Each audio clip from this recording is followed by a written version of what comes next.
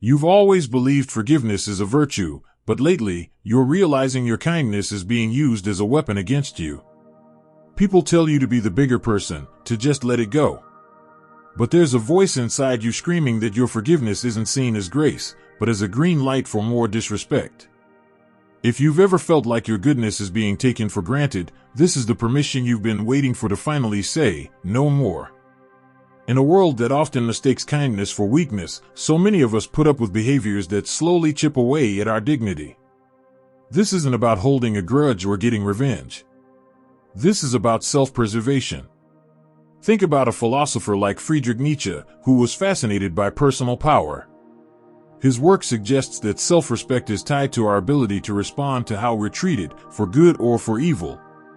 This doesn't mean an eye for an eye. It means recognizing that some actions are so toxic to our sense of self that the only real response is to draw a hard line. Today, we're breaking down the 7 acts that demand distance, not forgiveness. Act 1, intentional deception, constant lying.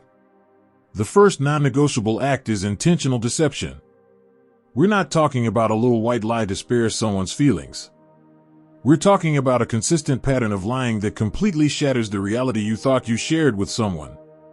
When a person chooses to lie to you over and over, they are consciously manipulating your world for their own benefit. The psychological damage is huge. It forces you into a state of high alert, where you start to question everything.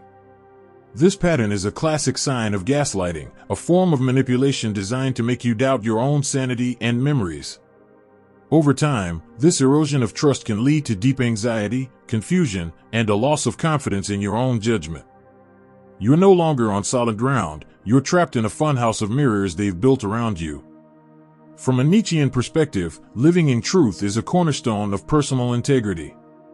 To tolerate a liar is to accept a false world, one where your dignity is less important than their convenience. Refusing to forgive this isn't about punishing the liar, it's about protecting your reality. When someone shows you they can't be trusted, the only path forward is to remove your trust from the equation. You can't build anything healthy on a foundation of lies. The most powerful act of self-respect is to refuse to live in their fake world and to walk back into the truth, even if you have to walk alone. Act 2, public humiliation. There are few things that feel as psychologically brutal as public humiliation. It's a deliberate act of social takedown, designed to strip you of your standing and shatter your self-esteem. Whether it's a sharp-tongued remark in front of colleagues, a belittling joke at a family dinner, or a condescending post online, the goal is always the same: to assert power by making you look small. The impact is severe and can stick with you, sometimes contributing to social anxiety, depression, or even symptoms of post-traumatic stress. Humiliation doesn't just embarrass you, it hits the core of your identity, making you feel worthless and exposed. You can start to internalize the shame, believing you somehow deserved it. Nietzsche saw dignity as an individual's sovereign territory. Public humiliation is a direct invasion. It's an attempt by an aggressor, often fueled by their own insecurity, to tear down your castle because they can't build one of their own. To let this slide is to abandon the defense of your own kingdom.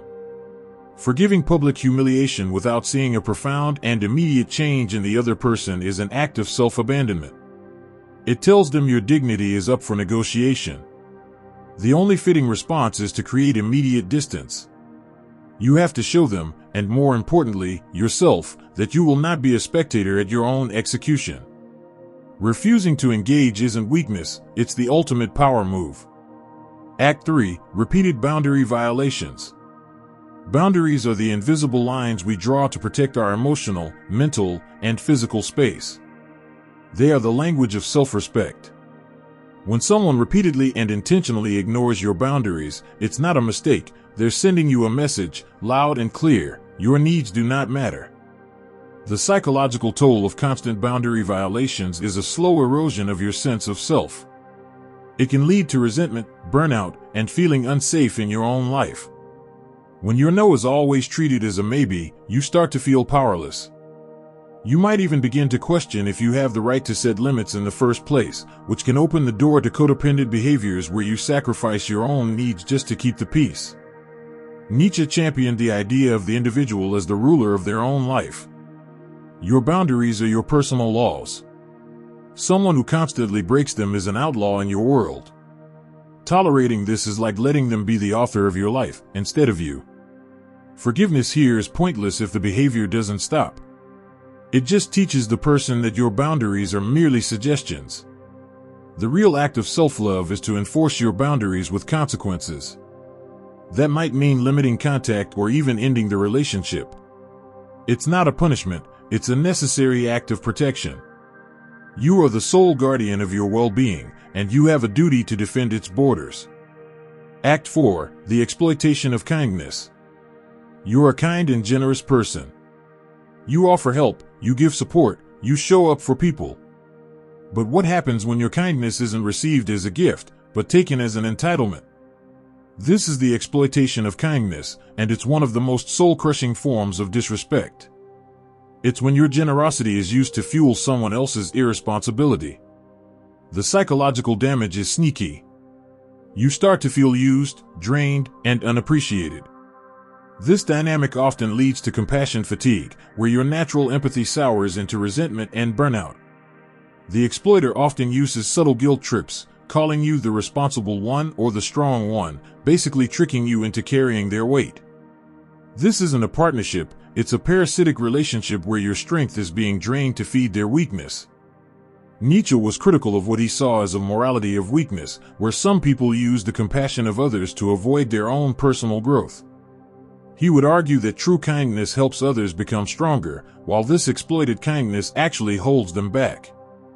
By allowing your kindness to be used against you, you are participating in their stagnation and your own depletion.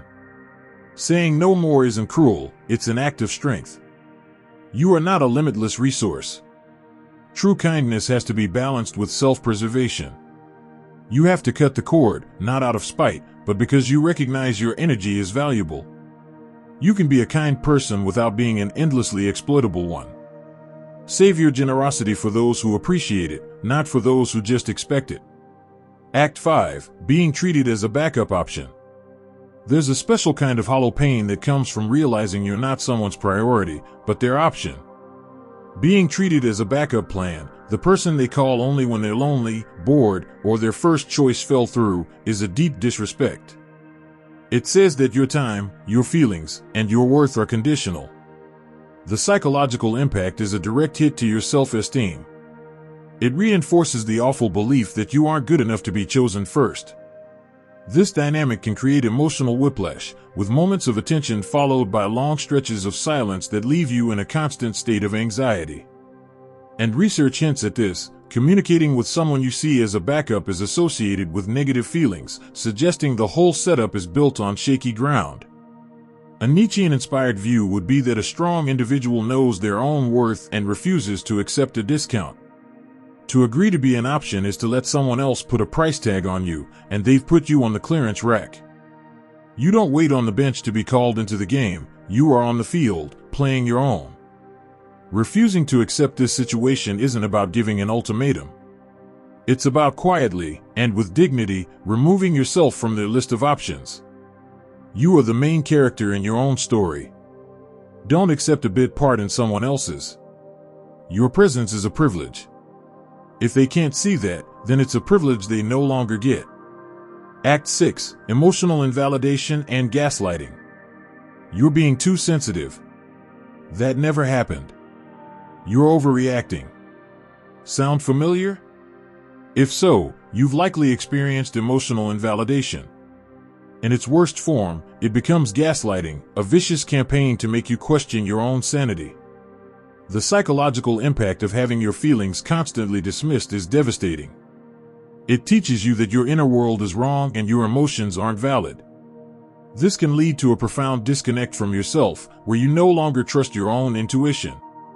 Long-term exposure to gaslighting can contribute to anxiety, depression, and a shattered sense of self, leaving people feeling dependent on their abuser for their sense of reality. For a thinker like Nietzsche, your own experience and your will are paramount. Your emotions are your truth. When someone denies your feelings, they are denying a fundamental part of your existence. It's an attempt to colonize your inner world and replace your reality with theirs. There's nothing to forgive here, because this isn't a misunderstanding. It's a power play. The only way to win is to refuse to play. You have to reclaim your own story. You do this by validating yourself. State your feelings, first to yourself, and then to someone you trust. My feelings are valid. My experience was real. Walking away from someone who invalidates you isn't giving up, it's an act of profound self-validation. It's choosing your reality over their manipulation. Act 7, the betrayal of trust. Of all these disrespectful acts, betrayal is maybe the most profound. It shatters the very foundation of a relationship, leaving behind the wreckage of broken promises and a deep sense of psychological unsafety. This isn't just a mistake, it's a breach of loyalty that shows you who a person truly is. The wound left by betrayal can create a unique form of trauma, which can manifest in symptoms similar to PTSD, like hypervigilance, anxiety, and an inability to trust others in the future.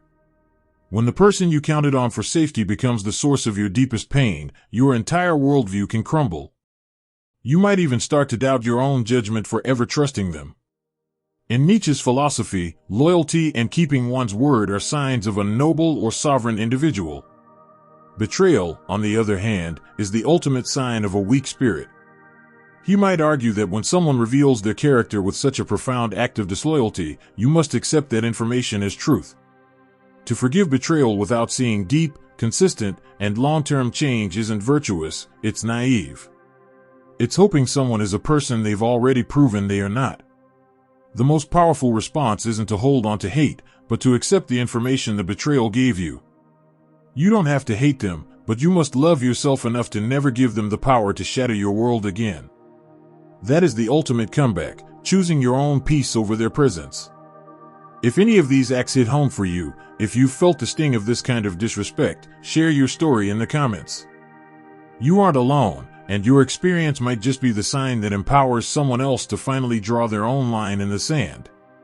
Let's be clear, refusing to forgive these acts isn't about becoming cold or bitter. It's about understanding that true strength isn't measured by how much pain you can take, but by what you refuse to tolerate. This echoes the work of psychologist Carl Jung, whose ideas suggest that a key part of self-acceptance is embracing all of ourselves, which includes recognizing that we deserve to be treated with dignity.